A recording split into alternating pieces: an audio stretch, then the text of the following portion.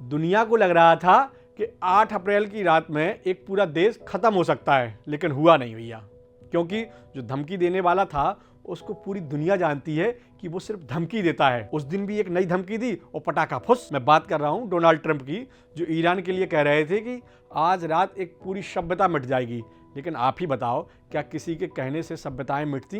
अगर मिटती होती तो कब की पूरी दुनिया मिट गई होती। नमस्कार, मैं उदित तिवारी और सब ठीक है। तो भैया आज हम आपसे बात करेंगे अमेरिका ईरान जंग की। कल तक जिस लड़ाई पर पूरी दुनिया सांसें थामे बैठी थी, वही लड़ाई आज लड़ाई ना रही। सीज फायर, समझौता, मीडिएशन के आसपास घूमने लगी है। जो आदमी यानी ट्रंप चचा कल तक बड़ी बड़ी धमकियां दे रहे थे, वो अचानक पीछे हट गए और फिर 40 दिन में चौथी बार सीज फायर का ऐलान कर दिया।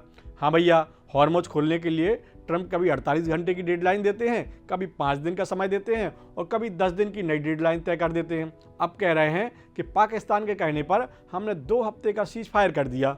सोचिए, जब से युद्ध शुरू हुआ है तब से ट्रंप सीज फायर ही तो खेल रहे हैं और दुनिया भर के देशों को इस युद्ध की आग में झोंक रहे हैं, टेंशन दे रहे हैं, परेशानी बढ़ा रहे हैं और दुनिया की महंगाई बढ़ा रहे हैं। बाजार का भट्टा बैठा दिया है, हजारों करोड़ रुपए स्वाहा करवा दिया है। और अब शांति का असर भी देख लीजिए। जब कल उन्होंने कहा कि सीज फायर हो गया तो मार्केट में रौनक लौट आई, ऑयल की कीमतें गिर गईं और सोने चांदी के दामों में हरियाली वापस आने लगी। हमारा रुपया भी मजबूत होने लगा है। तो ये असर होता है दुनिया में शांति रहने का। चलिए अब मुद्दे की बात कर लेते हैं। आप कहेंगे ये हुआ कैसे? ईरान की जिन 10 शर्तों को कल तक ट्रंप सुनने को तैयार नहीं थे, उन्हीं शर्तों को बेस बनाकर हाँ कैसे बोल दी और आज कह रहे हैं कि हमने उन शर्तों को कूड़ेदान में फेंक दिया, हमारी शर्तों को सुनो, वही सही है। तो भैया कहानी शुरू होती है 8 अप्रैल की देर रात से। 7 अप्रैल की सुबह वॉशिंगटन डीसी में बैठे ट्रंप एक पोस्ट करते हैं जिसे देखकर पूरी दुनिया सन्न हो जाती है। कोई डिप्लोमेटिक भाषा नहीं, सीधे धमकी देते हैं। कहते हैं कि अगर ईरान ने हॉर्मुज़ नहीं खोला तो आज रात बम गिरेंगे, ईरान को मिटा देंगे, ईरान की सभ्यता रात भर में खत्म कर देंगे। दुनिया डर जाती है। इतनी बेहुदा भाषा गली का गुंडा भी नहीं बोलता है भैया, लेकिन एक सबसे शक्तिशाली देश का राष्ट्राध्यक्ष यानी ट्रंप बोल रहे हैं। अब आप कहेंगे ये हॉर्मुज़ क्या है जिस पर ट्रंप लगातार भड़क रहे हैं? जो ट्रंप कल तक सिर्फ ईरान के न्यूक्लियर प्रोग्राम से नाराज थे और वहां सत्ता पलटने के लिए हथियार भेज रहे थे, लेकिन जब बात नहीं बनी तो खुद सीधे लड़ाई में कूद गए। तो भैया हॉर्मुज़ की बात कर रहे थे हम लोग। इसे सीधी भाषा में कहें तो ये दुनिया के तेल की गली है। यहाँ से अगर तेल बंद हुआ तो पूरी दुनिया वाले डीजल पेट्रोल के लिए तरस जाएंगे। तो ये हो गई अमेरिका की बात। अब ये जान लीजिए कि जब सीज फायर की इतनी सारी बातें हो रही थीं, तब दूसरी तरफ यानी ईरान में क्या चल रहा था? भैया मिडिल ईस्ट में इजराइल बम बरसा रहा था, ईरान के पुल उड़ा रहा था, अमेरिका मिसाइलों से ईरान के तेल ठिकानों पर हमला कर रहा था और ईरान मिसाइल से गल्फ में जवाब दे रहा था। यानी युद्ध में अकेले टिका था। मतलब सीज फायर की बातें अपनी जगह, लेकिन ग्राउंड पर वार थम नहीं रहा था। और ऊपर से ट्रंप की डेडलाइन टिक टिक कर रही थी। घड़ी की सुई रात 8 बजे के करीब पहुंच रही थी, क्योंकि ट्रंप 8 बजे के बाद ईरान को मिटाने की तैयारी करके बैठे थे, जैसा वो खुद बता रहे थे। लेकिन इस डेडलाइन से ठीक 1.5 घंटे पहले यानी 7 अप्रैल की शाम 6:30 बजे कहानी में पाकिस्तान की एंट्री होती है। शहबाज शरीफ एक्टिव होते हैं, अमेरिका से ईरान से फ़ोन पर बात करने में लग जाते हैं। दोनों देशों के सामने शहबाज एक आइडिया रखते हैं। अमेरिका से कहते हैं आप 2 हफ्ते का सीज फायर कर लो और ईरान के सामने कहते हैं हॉर्मुज़ खोल दो, क्योंकि खून खराबे में तुले हो, बातचीत कर लो, हम भी टेबल पर बैठेंगे। अब ध्यान से समझो, ये जरूरी है, क्योंकि आपको ये आइडिया छोटा लग रहा होगा, लेकिन यही पूरा गेम बदल देता है। ऐसे समझो कि शाम 6:30 बजे डेडलाइन में सिर्फ 90 मिनट बचे थे।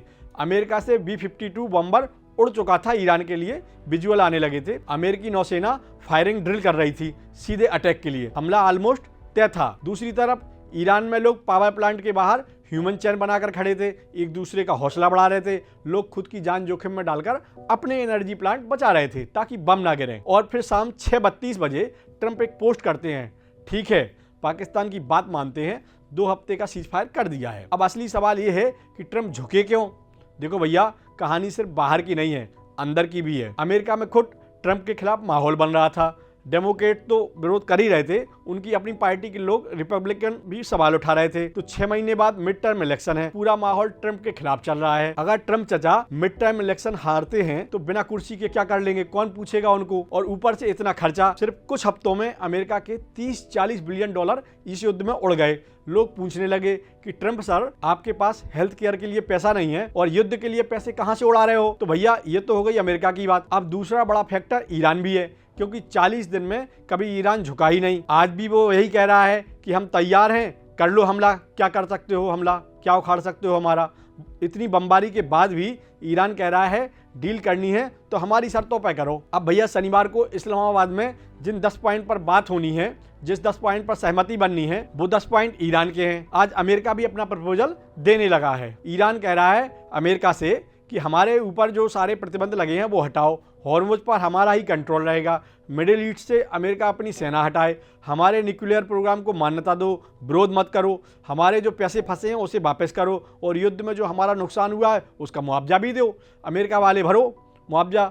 मतलब भैया ईरान कह रहा है कि या तो मेरी बात मानो या फिर हमसे लड़ो। ऐसे में ट्रंप क्या करते, दो ही रास्ते बचे थे उनके पास, या तो युद्ध बढ़ाओ या फिर थोड़ा पीछे हटकर निगोशिएशन करो। और ट्रंप ने सीज फायर चुन लिया क्योंकि ईरान ने कोई विकल्प ही नहीं दिया था ट्रंप को। अब आगे क्या होगा ये जान लो भैया, ये युद्ध खत्म नहीं हुआ है, ये सिर्फ पॉज हुआ है। ईरान खुद कह रहा है कि हमारी उंगली अभी ट्रिगर पर है, यानी ये बातचीत फेल हुई तो अगली बार क्या होगा, शायद 90 मिनट भी नहीं मिलेंगे। तो देखना ये है भैया, क्या ये 2 हफ्ते शांति लेकर आएंगे या फिर अगली कहानी और भी खतरनाक होगी, क्योंकि टेंशन अभी खत्म नहीं हुई है। और हाँ भैया, ऐसे ही देसी और सरल अंदाज में देश दुनिया की खबरें समझना है तो हमारे चैनल और सबको सब्सक्राइब कीजिए और नोटिफिकेशन बेल जरूर दबा दीजिए।